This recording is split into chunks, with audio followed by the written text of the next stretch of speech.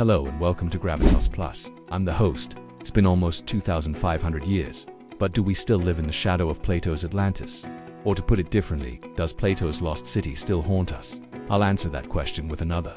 Do we still dream of utopia? We all have an idea of the ideal world. In our minds, we envision a perfect society, a perfect home. It may be different for each one of us, but all of us have dreamt of utopia at some point or the other. The Greek philosopher Plato was probably the first to document the concept of utopia.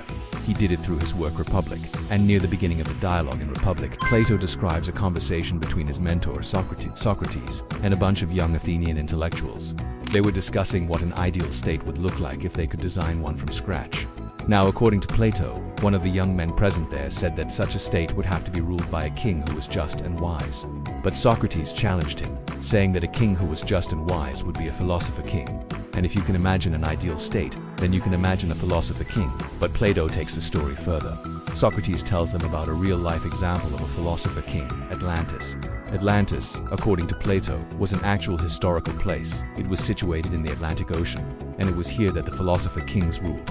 Now Atlantis had everything that you would need to build the ideal state. It had a strong economy, a powerful military. Most importantly, it had wise and just leaders. But it was also deeply flawed because Atlantis invaded Athens and tried to destroy it. So Athens fought back and pushed Atlantis into the ocean. That's what Plato wrote. There is no evidence that any such event took place. Still, Plato's ideas caught the imagination of many. Through Atlantis, he described a society that lived by rules of reason and justice. It was also immensely powerful. In other words, it was the perfect society until it wasn't.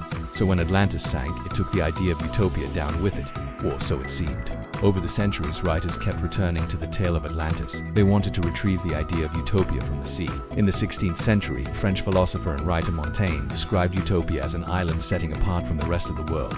Sir Thomas More picked up the idea and wrote the Book of Utopia.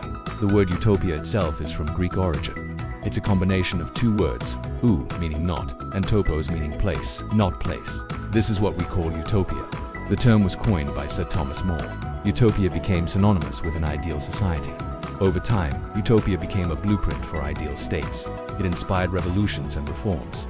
It also gave birth to dystopia. The word comes from the Greek word dystopia, which means bad place. Dystopia is the opposite of utopia. Dystopian stories warn us of what can go wrong when reason is abandoned in pursuit of perfection. They remind us that a good society cannot be built on a bad foundation. We come back to Plato now. His Atlantis may have been swallowed by the sea, but his story sparked the imagination of philosophers for centuries. It made them rethink their theories of an ideal society. George Washington, the first president of the United States, was an ardent admirer of Plato. He kept a copy of the Republic with him at all times. Washington believed that Atlantis was real. He believed that its story was a metaphor. When America was founded, its leaders saw themselves as the inheritors of classical learning. They knew Plato's Atlantis well. The US Constitution, which came to be known as the world's greatest experiment in democracy, is often compared to Platonic ideals. The framers of the Constitution were familiar with the story of Atlantis.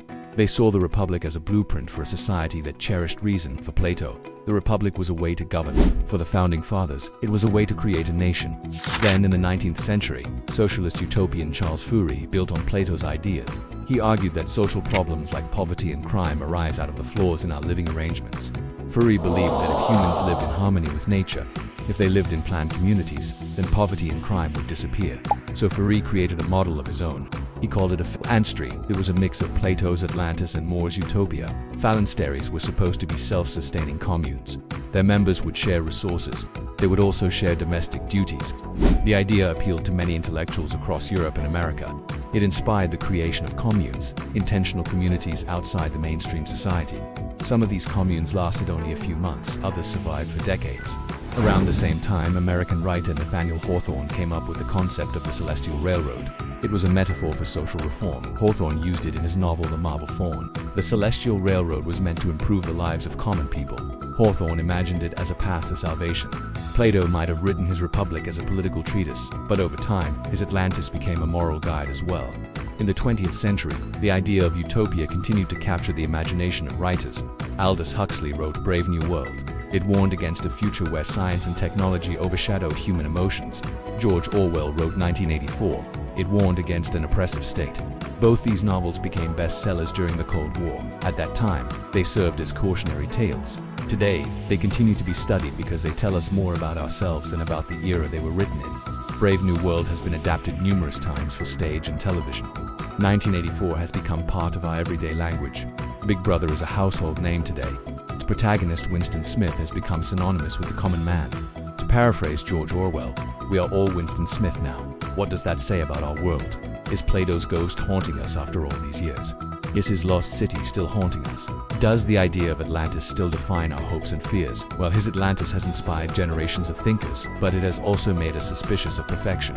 As George Orwell wrote, we are rebels. We're all, in our own way, rebels against the past. For most of us, revolution begins in the mind. We want to break free from the shackles of the past, but in doing so, we don't want to repeat the mistakes of history. We don't want a society based on ignorance and bloodshed. So where does that leave us? Caught between the past and the future, between tradition and change, between the known and the unknown. And all this time, Plato's Atlantis serves as a reminder of what we stand to lose if we allow our emotions to overwhelm reason. When Atlantis was swallowed by the sea, its wisdom went under too.